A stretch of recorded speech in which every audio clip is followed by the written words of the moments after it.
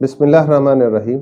हर शख्स जिस मुकाम और मर्तबे पर है उसकी ख्वाहिश है, उसकी सोच और फिक्र यही है कि मैं उससे बुलंद मुकाम पर पहुंचूं और दिखता नजर आऊं। लेकिन इस सारी चीज के लिए वो निज़ाम कुदरत पर नजर दौड़ाना भूल जाता है। एक मिसाल आपके सामने पेश करता हूँ। आपने अपने घर के सेहन से छत पर पहुंचना है, जमीन से छत के ऊपर जाके खड़े होना है ताकि आप बुलंदी पर दिखाई दें। उसके लिए आपको एक सीढ़ी की जरूरत है। सीढ़ी को छत की तरफ लगाएंगे, अपने कदम को पहले स्टेप पर, पहले जीने पर रखेंगे। जो आपने कदम उठाया, अपनी टांग को उठाया, अपने वजूद की कुव्वत व तवानाई को सर्फ करके पहले अपनी दाईं टांग को उठाकर पहले स्टेप और जीने पर रखा, फिर दूसरी टांग को उठाकर कदम को दूसरे स्टेप पर रखा, फिर पहली टांग को तीसरे स्टेप और जीने पर रखा। यूं ही आप अपनी अंदर की सलाहियतें, अंदर की कुव्वत व तवानाई के साथ कभी राइट और कभी लेफ्ट पांव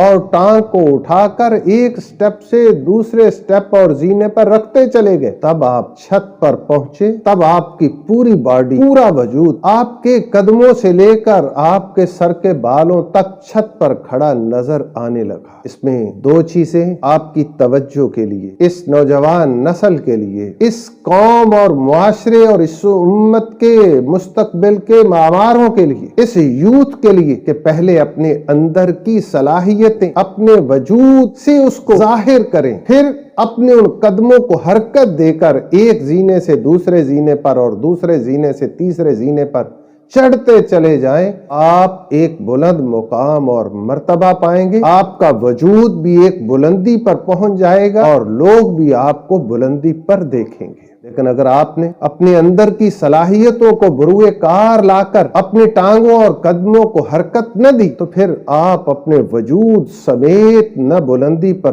पहुंच पाएंगे और न ये मुआशरा और न ये इंसानियत आपको बुलंदी पर खड़ा देख पाएगी। तो इसी पैगाम के साथ मुझे इजाजत दीजिए। अल्लाह हाफिज।